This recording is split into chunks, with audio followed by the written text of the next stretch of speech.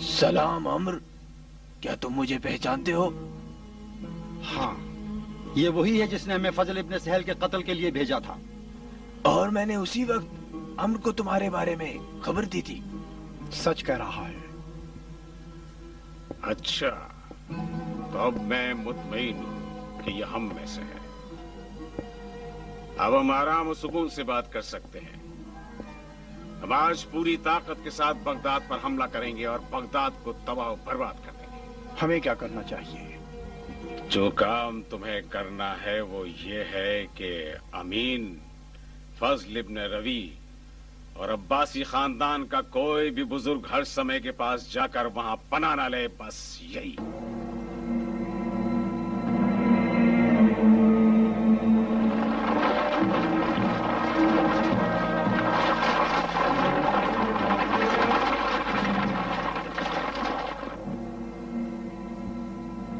یہی رہو جب تک کہ تاریکی نہ ہو، اور جب امین اس چھوٹے دروازے تک پہنچے میں تمہیں خبر دے دوں گا۔ ہوشیار رہنا اور اپنا خیال رکھنا۔ ہماری فوج کہاں ہے؟ خلیفہ کی حفاظت کے لیے محل کے اطراف میں موجود ہے۔ ٹھیک ہے۔ پھینکو!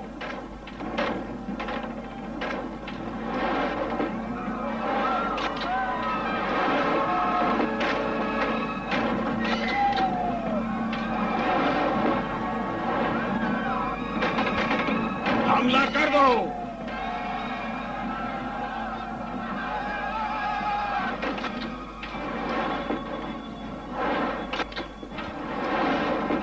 دروازے کو توڑ دو!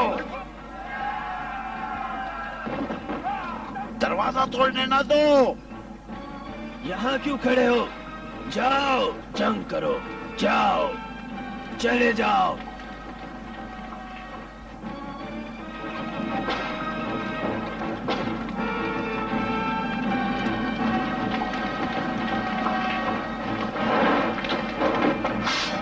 ہمیں جلد سے جلد شہر سے نکل جانا چاہیے، خلیفہ کی زندگی خطرے میں ہے۔ چھوٹے دروازے سے نکلتے ہیں۔ بانو، آپ چلی جائیں گی؟ نہیں، یہاں رہنا زیادہ ضروری ہے۔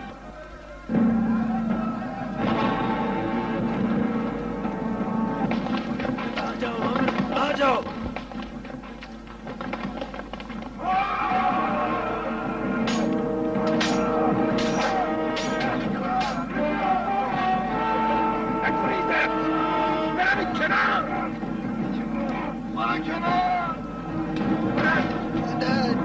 مدد! مدد!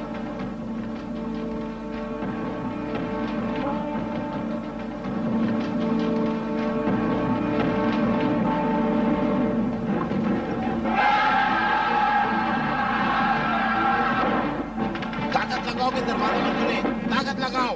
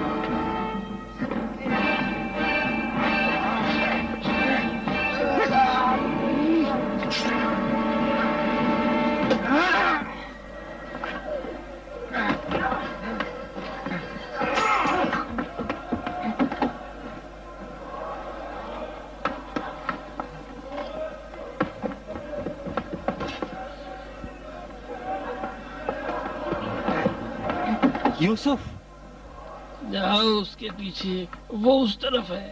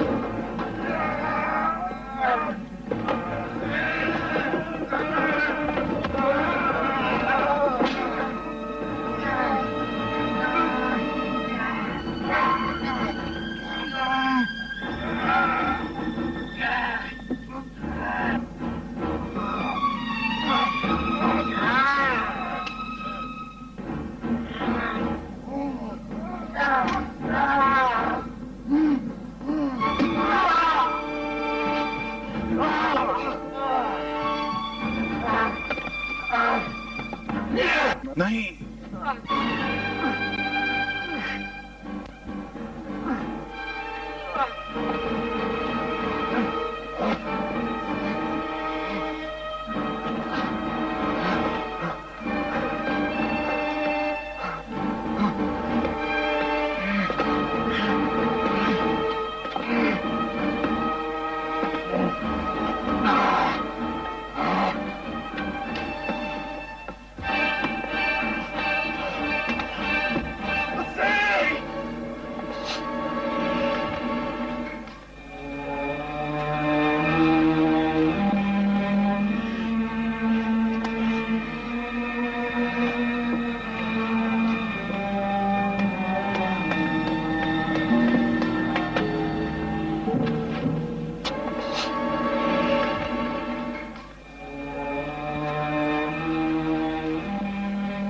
نہیں،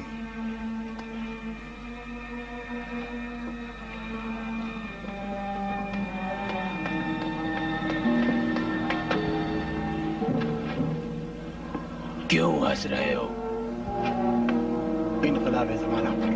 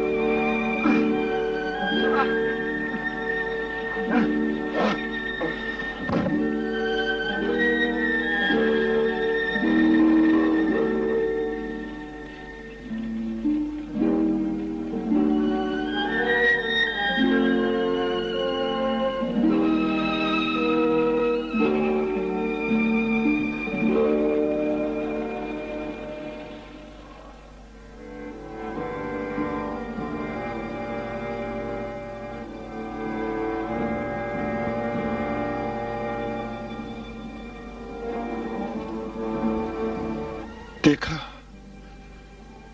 میرے بھائی کے سر کو دیکھا؟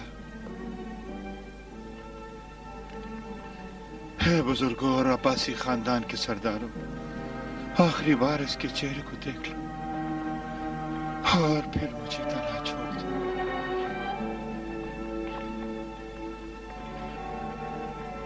دیکھو کیا مصیبت ہمارے سروں پر آئی ہے۔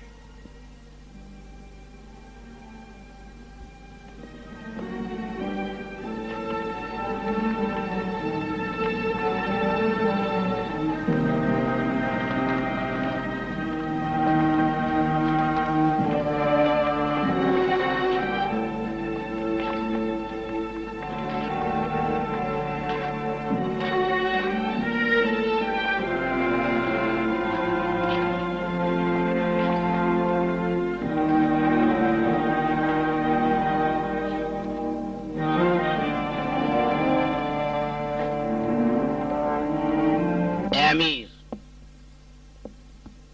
میرے دل میں ایک بات ہے جسے میں چھپا نہیں سکتا اور ہر حال میں بیان کرنا چاہتا ہوں۔ تم نے دیکھا کہ نہ اس کا قتل ضروری تھا اتنا اور نہ کوئی دوسرا قدم اٹھانا۔ بغداد امیر کی افواج کے معاشرے میں تھا، دشمن کی فوج بالکل لڑنے کے قابل نہ تھی۔ امین نے معافی چاہی مگر طاہر نے اسے قتل کر دیا۔ میں اصرار کر رہا تھا اور طاہر انکار۔ اے امیر، یہ تیرے بھائی کا سر ہے۔ یہ سر محمد امین معزول خلیفہ کا ہے جس نے عہد نامے کو توڑا اور قرآن اور رسول خدا کی حرمت کا خیال نہ کیا، نہ کہ تیرے بھائی کا سر۔ یہ اس کا سر ہے جس نے بے شمار بے گناہوں کا خون اس زمین پر بہایا۔ یہ اس کا سر ہے جس نے روئے زمین پر بہت زیادہ فساد کیا۔ یہ اس کا سر ہے جس نے انسانیت کی دھجیاں بکھیر دی اور جو اپنی خون آشام خلافت کے لیے جد و جہد کرتے کرتے بالآخر موت سے ہمکنار ہو گیا۔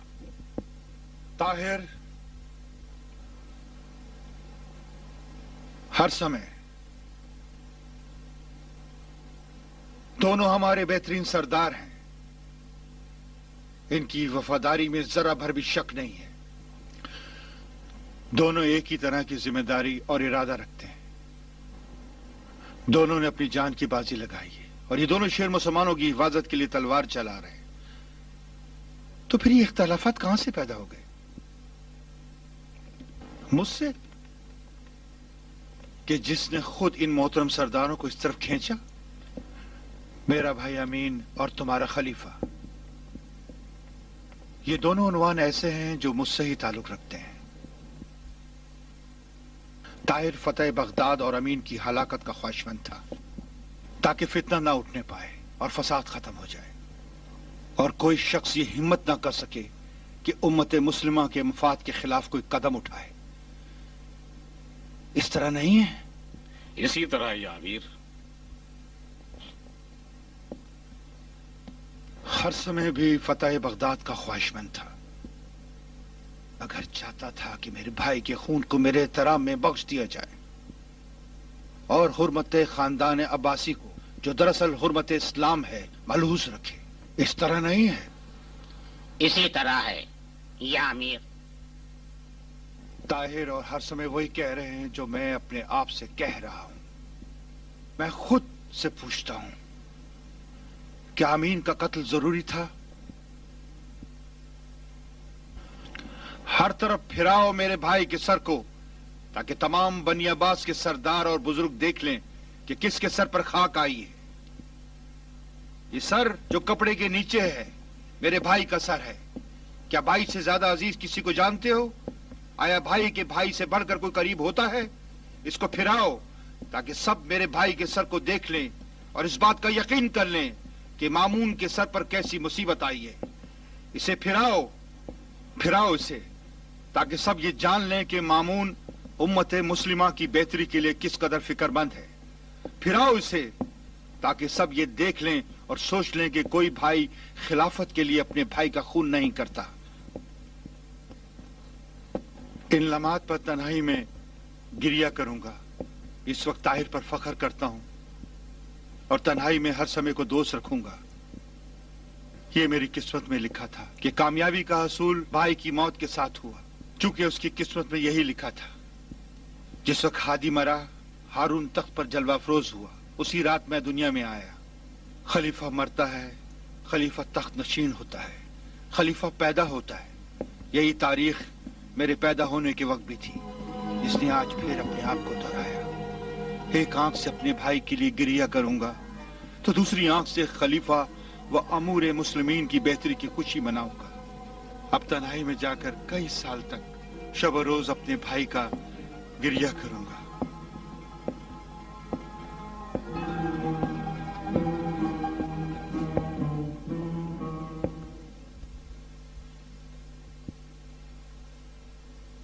یہ لوگ جو خبریں لائے ہیں بہت ہی پریشان کن ہیں، اسی لیے میں انہیں آپ کی خدمت میں لایا ہوں تاکہ ایک مرتبہ آپ اچھی طرح انہیں سن لیں اور صحیح فیصلہ کریں۔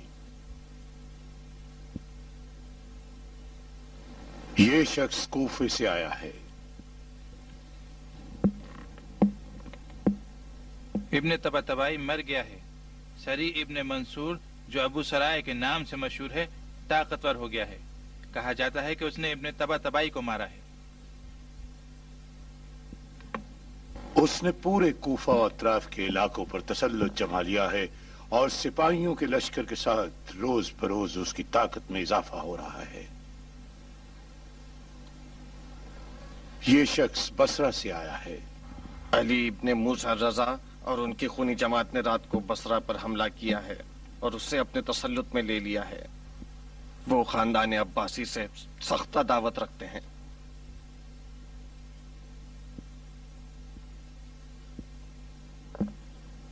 اور جو بھی ان سے جنگ کرتا ہے فوراً ہلاک کر دیتے ہیں۔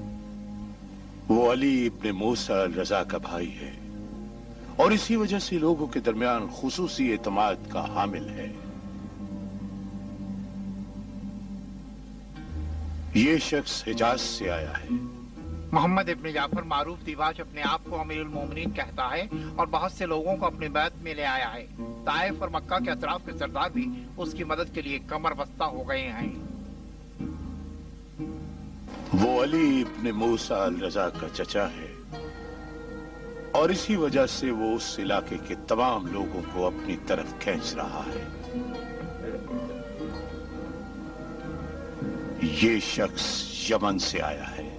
ابراہیم ابن موسیٰ نے پورے شہر کو اپنی حمایت پر آمادہ کر لیا ہے اور پرچم ولایت آل محمد بلند کر دیا ہے۔ وہ علی ابن موسیٰ رضا کا بھائی ہے، اس لیے سب اس کی حمایت کر رہے ہیں۔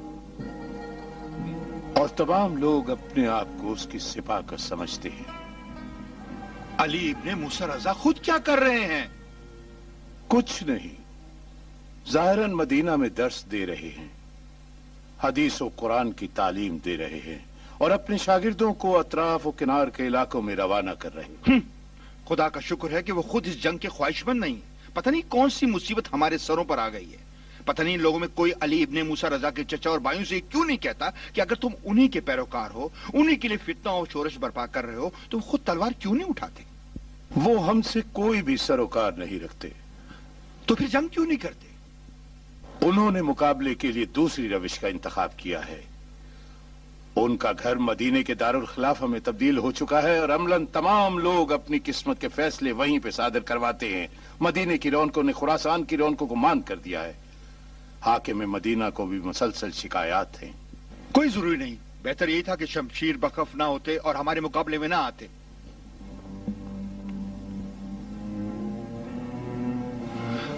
یہ عجیب حالات ہمارے سروں پر آ گئے ہیں کہ سب ہی خلیفہ بن چکے ہیں۔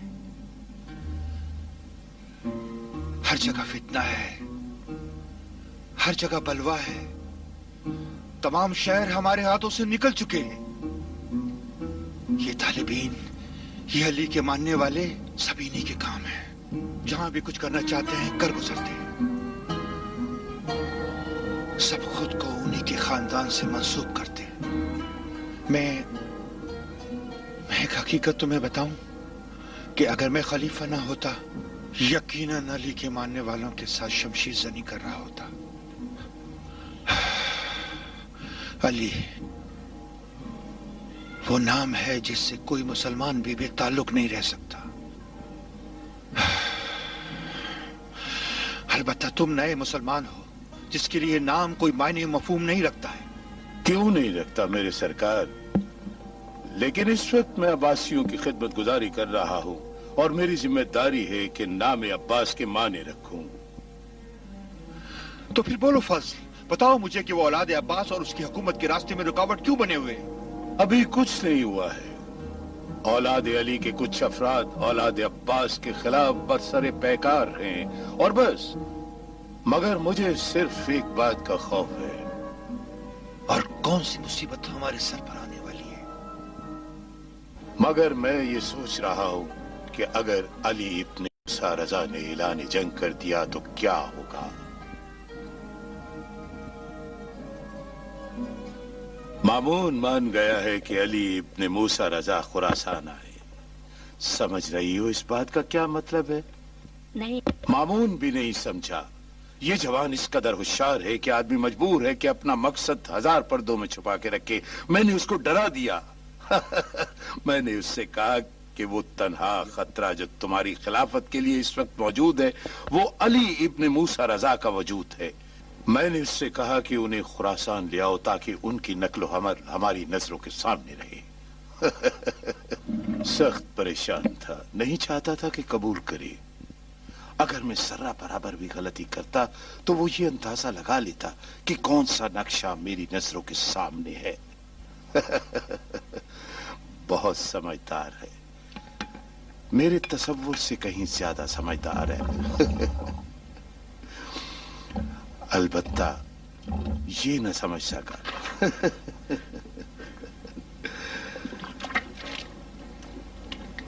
اس قدر ڈر گیا تھا کہ اس کے دماغ نے بھی کام کرنا چھوڑ دیا۔ اسی وجہ سے اس نے مجھ پر ذرہ برابر بھی شک نہیں کیا۔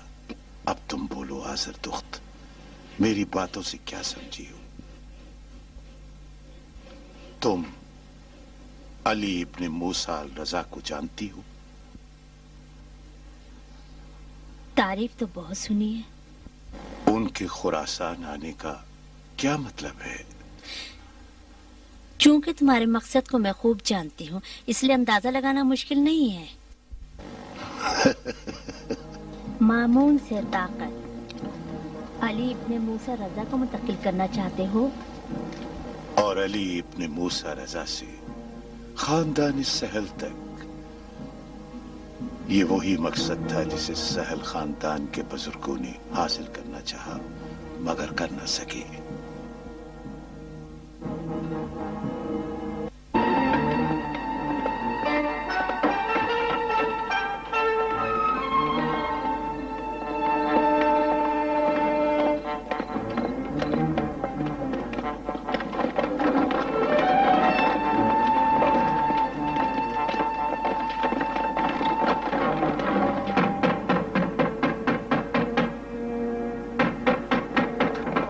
کیا ہوا؟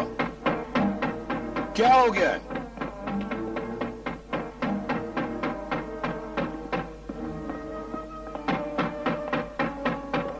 کس چیز کا انتظار ہے؟ جاؤ دروازہ کھولو۔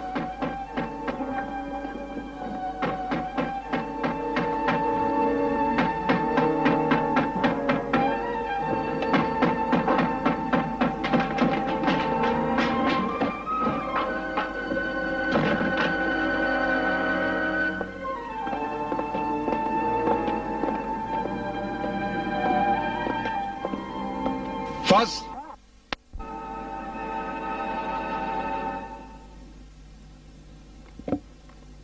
میرے سرکار کیا ہوا؟ کون سا حادثہ رونما ہو گیا؟ تمام رات میں تمہاری باتوں کے بارے میں سوچتا رہا اور انہیں اپنے ذہن سے نکال نہیں سکا۔ البتہ جانتا تھا کہ تمہاری باتیں درست ہیں اور ہماری بہتری میں ہیں، لیکن احساس ہو رہا تھا کہ کچھ کم ہے۔ احساس کر رہا تھا کہ تنہا علی ابن موسیٰ رضا کو خراسان لانا کافی نہیں ہے، بلکہ کچھ اور بھی سوچے۔ تمام رات جاگتا رہا اور ان ساری باتوں کو مد نظر رکھتے ہوئے بالآخر اس کا ایک حل نکال لیا، اور پھر مجھے اس قدر خوشی محسوس ہوئی کہ صبر نہ کر سکا اور خود تمہارے پاس چلا آیا تاکہ تم سے یہ کہہ سکوں کہ کس نقطے کی طرف تم نے توجہ نہیں تھی۔ ہم صرف علی ابن موسیٰ رضا کے خراسان آنے پر کفالت نہیں کر سکتے، بلکہ ہمیں چاہیے کہ ان کے تمام رشتہ داروں کے دلوں کو جیت لیں۔ ہمیں چاہیے کہ اس موقع سے فائدہ اٹھائیں اور علی کے ماننے والوں کی طرف دوستی کا ہاتھ بڑھائیں۔ میرے سرکار، اگر ہم علی کے ماننے والوں کی طرف دوستی کا ہاتھ بڑھائیں گے تو یہ ہماری کمزوری ہوگی۔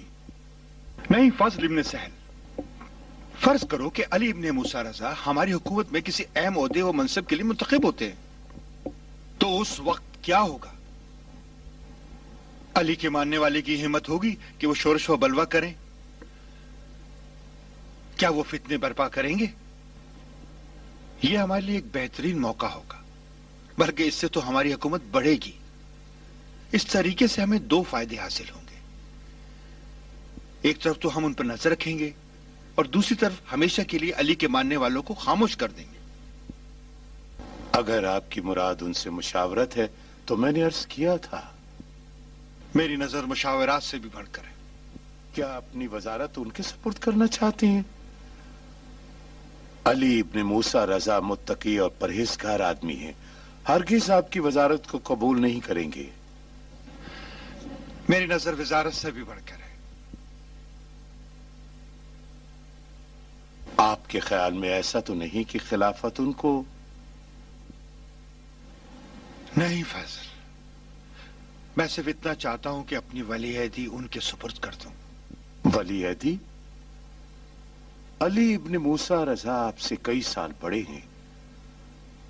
वलीअहदी का क्या मतलब होगा?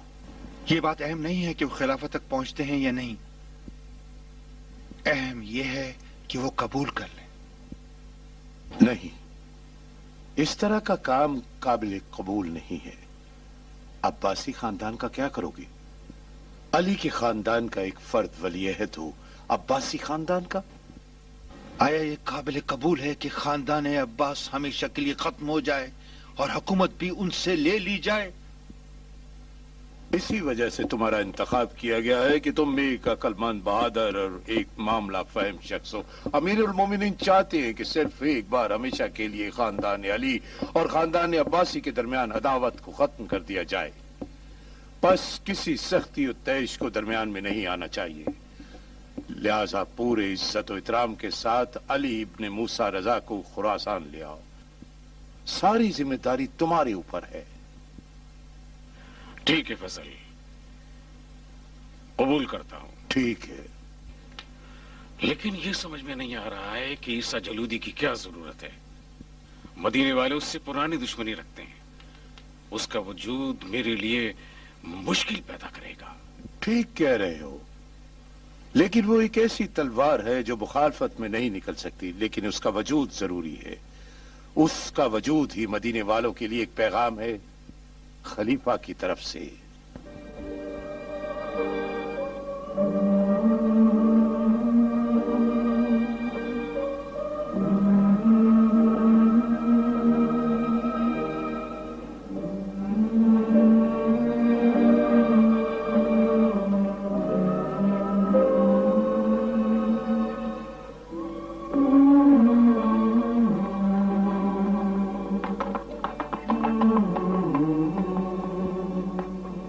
अस्सलामुअलैकुम।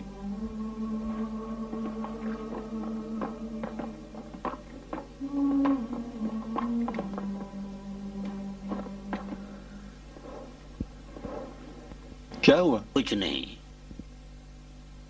अबुल हसन लोगों से बात कर रहे हैं। बहुत अच्छा, ये तो कोई नई बात नहीं है। परेशान लग रहे हैं आप। परेशान? हाँ, परेशान हूं मैं। किस लिए? आपका रवैया कुल्ली तौर पर बदल चुका है। क्या मतलब है आपका? मालूम नहीं इब्ने अकील, मालूम नहीं। कुछ न कहो।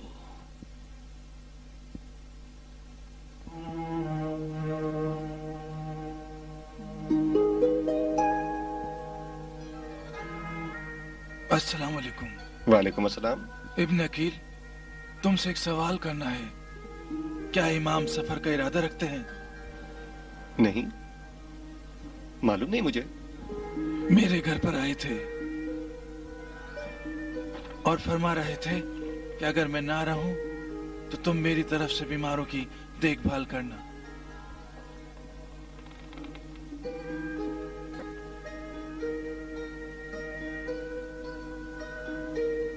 इमाम तुमसे क्या कह रहे थे? इमाम हमें छोड़कर जा रहे हैं। छोड़कर जा रहे हैं?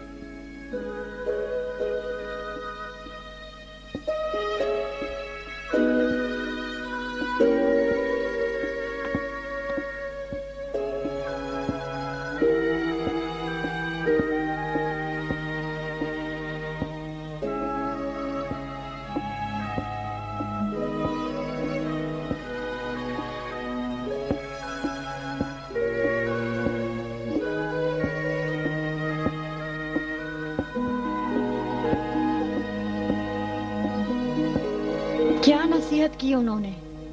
फरमाया पाक दामनी तंदुरुस्ती की जीनत और नेमत का शुक्र अदा करना दौलतमंदी का जेवर है। इमाम ने तुमसे क्या कहा? फरमाया सबसे बड़ा इल्म वही इल्म है जो तुम्हारे पास हो।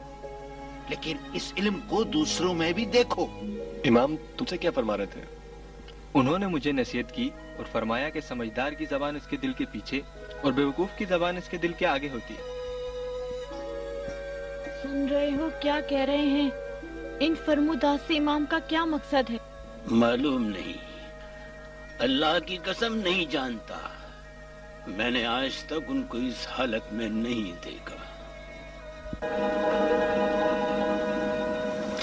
ऐ फर्जंदे रसूल, अंदर आ जाओ अबा सलत। अस्सलामु अलैकुम। वालेकुम अस्सलाम।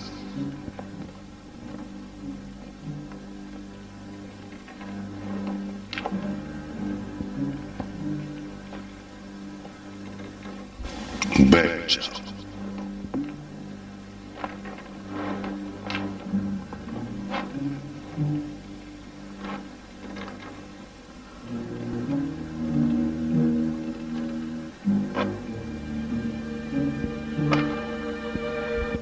ऐ फर्जंद रसूल, एक सवाल कर सकता हूँ? जानता हूं तुम्हारा क्या सवाल है। मत डरो, हर चीज का एक वक्त मुअय्यन है। ला यस्तअखिरून साअतन वला यस्तक़दिम। मैंने अपने वालिद से सुना कि मेरी मौत गुर्बत के आलम में है और मैं उसके बराबर दफन किया जाऊंगा जिसके सर बेशुमार बेगुनाह लोगों का खून है।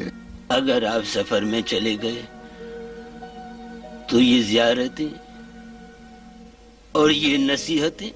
परेशान ना हो, अगर मैं मदीना छोड़ने पर मजबूर हुआ तुम भी मेरे साथ ही होगे।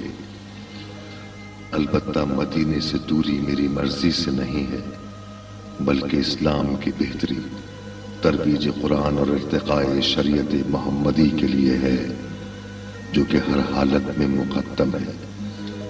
जब मुसलमानों की फिक्र लाहक होती है और वो मुसीबतें जो उम्मत मोहम्मद को दरपेश हैं, तो सोचता हूं और पहले से ज्यादा ये जरूरत महसूस होती है कि कोई हल सोचना चाहिए, चाहे वो राह शयातीन की तरफ से हो और इसके नतीजे में अपनों से दूरी, रंजो तकलीफ की सूरत में हो।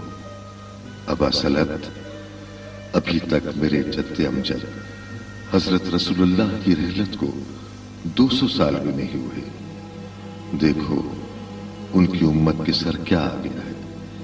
मुझे हैरत है, और मुझे हैरत क्यों ना हो जब इस किस्म के फिरके गुमराही का रास्ता इख्तियार किए हुए हैं और दीन में तरह तरह की तब्दीलियां ला रहे हैं।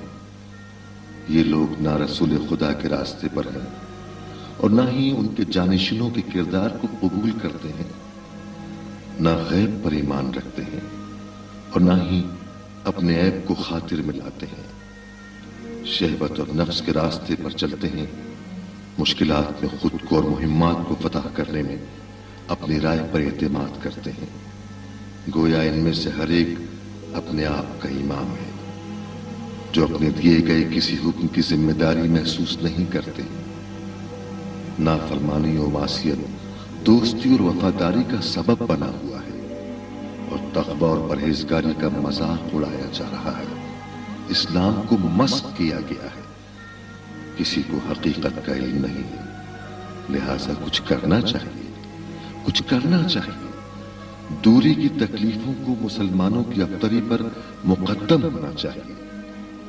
उठ जाओ, नमाज का वक्त हो गया है।